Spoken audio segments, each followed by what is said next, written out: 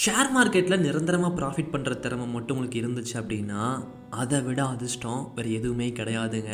ஏன்னா அது உங்களை வேகமாக பணக்காரனாக மாற்றும். இந்த 1 கோடி 2 கோடி அப்படி மட்டும் இல்லாமல் அதை தாண்டி உங்களை போக வச்சிரும். ஏன்னா அந்த அளவுக்கு ஒரு பெரிய பிஸ்னஸ், ஒரு பெஸ்ட்டு பிஸ்னஸ் தான் இந்த ஷேர் மார்க்கெட் அப்படிங்கிற ஒரு பிஸ்னஸ். ஸோ அந்த ஒரு ஷேர் மார்க்கெட்டில் நீங்கள் நிரந்தரமாக ப்ராஃபிட் பண்ணுறதுக்கு ஆசைப்பட்றீங்க அப்படின்னா நீங்கள் ஸ்டார்டிங்கில் ட்ரேடிங்குள்ளே என்ட்ரானதுமே சில விஷயங்களை பண்ண வேண்டியது இருக்கும். அதை தான் இந்த ஒரு வீடியோவில் நான் சொல்ல போகிறேன். ஒரு 10 விஷயங்களை மட்டும் பண்ணிவிட்டு அதுக்கப்புறம் ட்ரேடு பண்ணுங்கள். உங்களுடைய ஒவ்வொரு ட்ரேடுமே நல்லபடியாக முடியும். நீங்கள் ஆசைப்பட்ட மாதிரி உங்கள் லைஃப் ஆரம்பிக்குங்க. சரி, ஓகே. அதில் ஃபஸ்ட்டு ஒன், மார்க்கெட் 9:15 ஓப்பன் ஆகும். நிறைய பேர் என்ட்ரி கொடுப்பாங்க, எக்ஸிட் கொடுப்பாங்க அந்த டைமில் ஆனால் பிகினர் என்ன பண்ணுவாங்க அப்படின்னா, மார்க்கெட் என்னமோ ஒரு 1 ஹவருக்குள்ளேயே முடிய போகிற மாதிரி நினச்சிட்டு வேகமாக என்ட்ரி கொடுக்குறது, எக்ஸிட் ஆகிறது, நிறைய ட்ரேடு பண்ணுறது. அந்த 1 ஹவருக்குள்ளேயே லாஸ் பண்ணிட்டு எத்தனையோ பேர் வெளியே போயிருக்கிறாங்க பங்குச்சந்தையை விட்டு. அப்போது மார்க்கெட் இன்றைக்கி ஃபுல் டே என்ன ஆக போகுது அப்படிங்கிறது கொஞ்சம் வெயிட் பண்ணி பாருங்கள். ட்ரெண்டை கொஞ்சம் ஃப்ரெண்டாக பாருங்கள். ட்ரெண்டுக்கு அகேன்ஸ்டாக ட்ரேடு பண்ணாதீங்க. நீங்கள் எடுத்த உடனே ஒரு 1 ஹவருக்கு அப்புறம் தான் மார்க்கெட் என்ன ட்ரெண்டில் போக போகுது அப்படிங்கிறது தெரிய வருங்க நமக்கு. ஆனால் நம்ம அதுக்குள்ளேயே என்ன பண்ணுறோம் அப்படின்னா வேகமாக மேலே கீழே என்ட்ரி கொடுத்துட்றோம். இதை நீங்கள் ட்ரேடிங்கில் வந்ததுமே பண்ணுவீங்க. இதை மட்டும் எப்படியாச்சும் கட்டுப்படுத்தி ஸ்டாப் பண்ணிடுங்க. அப்போ தான் நம்ம ட்ரேடிங்குள்ளே என்ட்ராகவே முடியுங்க. சரி, okay. Second one, market 9:15 open ஆனாலும் ட்ரேடிங்குள்ளே புதுசாக வர்றவங்களுக்கு ஒரு 5 o'clock ஓப்பன் ஆகுது இந்த மாதிரி நினச்சிக்கோங்க. உங்களோட டேவை ரொம்ப பியூட்டிஃபுல்லாக ஸ்ட்ராங்காக ஒரு வெற்றிகரமாக ஸ்டார்ட் பண்ணுங்களேன். ஏன் ஒரு 8:45க்கு எழுந்திரிச்சு ஒரு சுறுசுறுப்பே இல்லாமல் நம்ம ட்ரேடு பண்ணணும்? அதுக்கு பதிலாக 5 மணிக்கு எழுந்திரிங்க.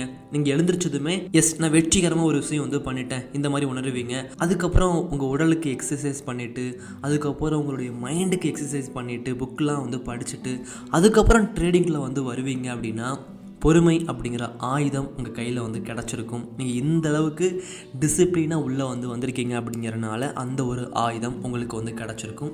அதை வச்சு நீங்கள் பொறுமையாக ட்ரேடு பண்ணி ப்ராஃபிட் பண்ண முடியுங்க. ஸோ மார்க்கெட்டு 9:15 ஓப்பன் ஆனாலும் ட்ரேடர்ஸ்க்கு ஒரு 5 o'clockலாம் ஓப்பன் ஆகிற மாதிரி நினச்சி வேலை செய்ய ஆரம்பிச்சிருங்க.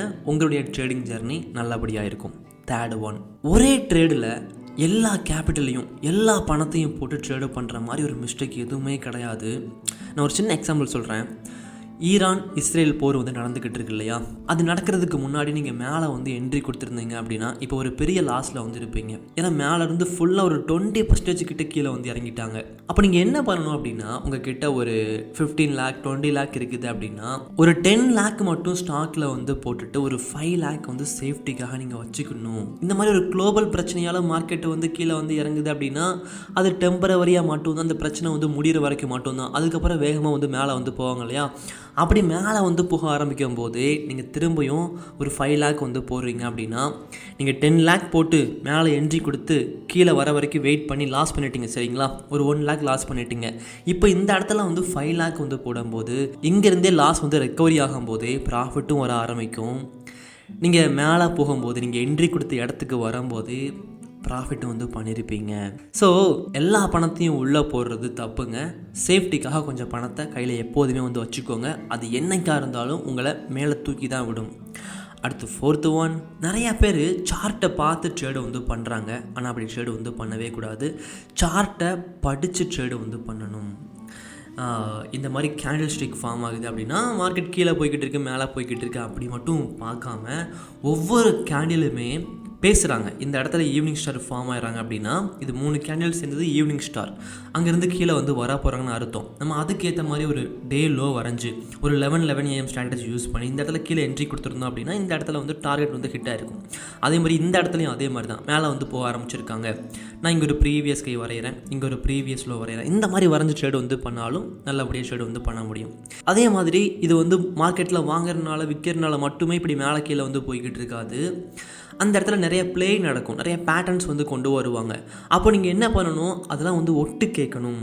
பெரிய பெரிய கம்பெனிஸ் இருக்காங்க இல்லையா, mutual fund, LIC, foreign companies, இது எல்லாமே வந்து எஃப்ஐஐ, டிஐஐ, அவங்க எப்படி என்ட்ரி கொடுக்க போகிறாங்க, எந்த இடத்துல என்ட்ரி கொடுக்க போகிறாங்க, என்ன மாதிரி பேட்டர்ன் ஃபார்ம் ஆகிக்கிட்டு இருக்கிறாங்க, இதெல்லாம் வந்து ஒட்டு கேட்கணும். நீங்கள் அது சார்ட்டை வந்து பார்க்கும்போது தான் உங்களுக்கு வந்து தெரியும். சார்ட்டை வந்து பார்த்து ட்ரேடு வந்து பண்ணுறதை விட அதை படித்து ட்ரேடு வந்து பண்ண ஆரம்பிங்க. இது வந்து 4th ஒன். அடுத்து 5th ஒன், இந்த மாதிரி ப்ரீவியஸ் லோ வரைஞ்சி ட்ரேடு வந்து பண்ணுறோம் அப்படின்னா ரொம்ப சிம்பிளாக இருக்குதே, இந்த மாதிரி நிறைய பேர் நினச்சிக்கிறாங்க. பட் இது ரொம்ப ரொம்ப பவர்ஃபுல்லான ஒன்றுங்க. எப்போதுமே ஒரு ப்ரீவியஸ் ஹை, ஒரு ப்ரீவியஸ் லோவில் தான் மார்க்கெட்டு வந்து ரிவர்ஸ் ஆகிறது, பிரேக் அவுட் பண்ணுறது, ஃபேக் பிரேக் அவுட் பண்ணுறது, இது எல்லாமே நடக்கும். வாரன் பஃபெட் சொல்லுவாங்க, மார்க்கெட்டு வந்து ஓவர் ரியாக்ட் பண்ணும்போது என்ட்ரி கொடு, அமைதியாக இருக்கும்போது நீயும் அமைதியாக இருந்துரு. இந்த மாதிரி ஓவர் ரியாக்ட் பண்ணுது அப்படின்னா பங்குச்சந்தை வேகமாக கீழே விழுதா, அது ஒரு வாய்ப்பாக பாரு. பங்குச்சந்தை வேகமாக சைட்வேஸ் இருந்துட்டு மேலே போதா, அதையும் ஒரு வாய்ப்பாக பாரு. இந்த மாதிரி ஓவர் ரியாக்ட் பண்ணும்போது அது ஒரு வாய்ப்பாக பாரு. இந்த மாதிரி ப்ரீவியஸ் லோ வரைஞ்சும் நம்ம ப்ராஃபிட் வந்து பண்ண முடியும். ஸோ இதை வந்து சாதாரணமாக எடுத்துக்காதீங்க. இதை வச்சு மட்டுமே ட்ரேடு பண்ணி ப்ராஃபிட் பண்ணக்கூடியவங்க எக்கச்சக்கமான பேர் இருக்கிறாங்க. அடுத்து 6th ஒன், பங்குச்சந்தைக்கு மைண்டு கண்ட்ரோல் ரொம்ப ரொம்ப முக்கியங்க. ஆசை, பயம், இந்த 2 தான் மனுஷங்களை ஆட்டி படைக்குது பங்குச்சந்தைக்குள்ளே. நான் சொல்லியிருக்கேன் இல்லையா, உங்களுக்கு எந்த பிஸ்னஸ்லேயும் தேவைப்படாத ஒழுக்கம், பொறுமை பங்குச்சந்தைக்கு தேவைப்படும். என்ன ப்ரோ, பங்குச்சந்தைக்கு எவ்வளோ மோட்டிவேஷன் தேவையா, இவ்வளோ புக்கெலாம் எழுதியிருக்கீங்களே மோட்டிவேஷனெலாம், இதெல்லாம் தேவையா, அந்த மாதிரிலாம் கேட்பாங்க. எஸ், நிச்சயமாக 100%. மற்ற எல்லா தொழிலையும் விட பங்குச்சந்தைக்கு தான் அதிக மோட்டிவேஷனல் தேவை, அதிக டிசிப்ளின் தேவை, பொறுமை தேவைங்க. அதனால தான் நான் அழுத்தி ஒவ்வொரு புத்தகத்துலேயுமே பொறுமையை பற்றியும் சரி, பங்குச்சந்தையை பற்றி சரியான வழியுமே சரி நான் சொல்லி கொடுத்துருக்கேன். நீங்கள் இன்னும் இந்த புக்கு வந்து படிக்கலை அப்படின்னா நிச்சயமாக டைம் எடுத்து படிங்க, உங்கள் டைம் வேஸ்ட் ஆகாது. நீங்கள் இதுக்கு முன்னாடி எப்படி ட்ரேடு வந்து பண்ணிக்கிட்டு இருந்தாலும் பரவாயில்ல, இதெல்லாம் படித்து முடிச்சதுக்கப்புறம் உங்கள் ட்ரேடிங் ஸ்டைலே மொத்தமாக வந்து மாறிடும். நீங்கள் பங்குச்சந்தையை பார்க்குற விதமே மொத்தமாக வந்து மாறிடும், அதை நான் உறுதியாக சொல்லிக்கிறேன். அதே மாதிரி நீங்கள் என்கிட்ட பங்குச்சந்தையை பற்றி கோர்ஸ் வந்து கற்றுக்க ஆசைப்பட்றீங்க அப்படின்னா நான் ஸ்விங் ட்ரேடிங்காக கோர்ஸுமே வந்து எடுத்துக்கிட்டு இருக்கேன். அதை நீங்கள் படிக்கிறீங்க அப்படின்னா புக்கில் இருக்கக்கூடியது ஸ்ட்ராட்டஜி எல்லாமே வந்து வீடியோவாக வந்து கிடச்சிருங்க. உங்களுக்கு பங்குச்சந்தையை பற்றி கோர்ஸாக வந்து கற்றுக்கணும் அப்படின்னா நான் ஒரு ப்ராஃபிட்டபிள் ட்ரேடர் தான், நீங்கள் என்கிட்ட வந்து கற்றுக்கலாம். ஓகேங்க. ஸோ நம்மளுடைய மைண்டை கண்ட்ரோல் பண்ணுறது ரொம்ப ரொம்ப முக்கியம். ஆசைப்படாதீங்க, ரொம்ப பயப்படாதீங்க. ஒரு போர்னால் பங்குச்சந்தை கீழே விழும்போது பயந்துட்டு வாங்காமல் இருக்கிறீங்க அப்படின்னா அது தப்பு. அதுதான் அதிக பயம் அப்படிங்கிறது. பங்குச்சந்தை மேலே போய்கிட்டு இருக்கு ப்ரோ, விடக்கூடாதுன்னு சொல்லி வாங்கிக்கிட்டே இருக்கிறீங்க அப்படின்னா அதுவுமே ஒரு ஆசைனால் பண்ணுறது, அதுவுமே தப்பு. ஸோ இந்த 2க்கு நிறைய வித்தியாசங்கள் இருக்குது, கொஞ்சம் யோசிச்சு பாருங்கள், அதை சரியாக வந்து பண்ண பாருங்கள். அடுத்து 7வது, இங்கே நிறைய பேர் ஸ்விங் ட்ரேடிங் பண்ண வந்துட்டு இன்ட்ராடே ட்ரேடிங் வந்து பண்ணுறாங்க, இன்ட்ராடே ட்ரேடிங் பண்ண வந்துட்டு ஸ்விங் ட்ரேடிங் பண்ணுறாங்க. இப்படி மாற்றி நீங்கள் ட்ரேடு வந்து பண்ணிக்கிட்டே இருக்கிறீங்க அப்படின்னா நீங்கள் ட்ரேடு வந்து கற்றுக்கிறதுக்கு ரொம்ப வருஷங்கள் எடுத்துரும். நான் நிறையா பேர் பார்த்துருக்கேன். நான் 7 வருஷமாக ட்ரேடு பண்ணுறேன், பங்குச்சந்தையை பற்றி எக்கச்சக்கமான விஷயங்கள் கற்றுக்கிட்டேன், என்னால் சொல்லி கூட தர முடியும் நிறைய பேருக்கு, ஆனால் நான் ப்ராஃபிட் வந்து பண்ணல, இப்படி சொல்லக்கூடியவங்க எக்கச்சக்கமான பேர் வந்து இருக்கிறாங்க. ஸோ நீங்கள் இன்ட்ராடே ட்ரேடிங் வந்து பண்ணுறீங்க அப்படின்னா ப்ராப்பராக ரூல்ஸ் வச்சுட்டு இன்றைக்கே என்ட்ரி கொடுத்து இன்றைக்கே ட்ரேடை க்ளோஸ் பண்ணணும்.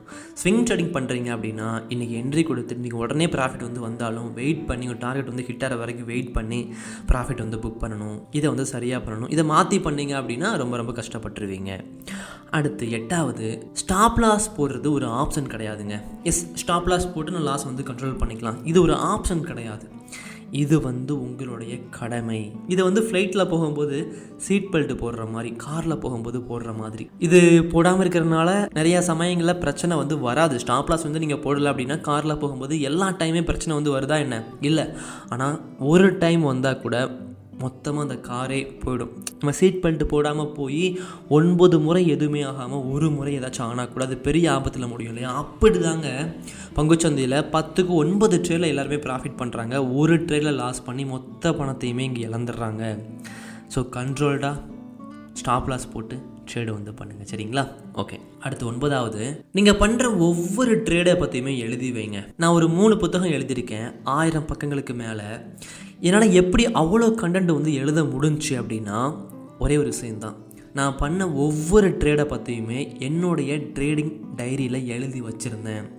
நான் என்ன தப்பு பண்ணேன், எப்படி அதை மேம்படுத்திக்கிட்டேன், எப்படி என்னுடைய தவறு வந்து சரியாச்சு, நான் என்ன கற்றுக்கிட்டதுனால சரியாச்சுன்னு சொல்லிட்டு ஒவ்வொரு ட்ரேடை பற்றியுமே நான் அங்கே எழுத ஆரம்பித்தேன். அதனால் நான் நிறையா வந்து கற்றுக்க முடிஞ்சு, புக்கில் வந்து எழுத முடிஞ்சு. அதனால் நீங்கள் பண்ணுற ஒவ்வொரு ட்ரேடை பற்றியுமே, அதில் பண்ணுற மிஸ்டேக், அதில் பண்ணுற நல்ல விஷயங்கள், ஸ்ட்ராட்டஜி எல்லாத்தையுமே ஒரு பக்கம் ஃபுல்லாக எழுதி வைங்க. இங்கே ஒவ்வொரு ட்ரேடுமே முக்கியம். சில பேர்லாம் இருக்கிறாங்க, அப்புறம் நான் 100 ட்ரேடு பண்ணுவேன் ஒரு நாளையிலேயே, நிறைய லாஸ் பண்ணுவேன், நான் எழுதி வைக்கணுமா அப்படின்னா, முதல்ல எமோஷனல் ட்ரேடு பண்ணுறதை ஸ்டாப் பண்ணிவிட்டு அதுக்கப்புறம் வாங்க. நான் சொல்கிறது வந்து ஒரு ட்ரேடு 2 ட்ரேடு வந்து பண்ணுவாங்க இல்லையா, அதில் லாஸ் வந்து வரும் இல்லையா, ஸ்டாப் லாஸ்லாம் வந்து வரும் இல்லையா, அதை எழுதி வைக்கும்போது நீங்கள் உங்களுக்கே தெரியாமல் இம்ப்ரூவ் ஆகிடுவீங்க. ஓகே, இது வந்து ரொம்ப ரொம்ப முக்கியங்க.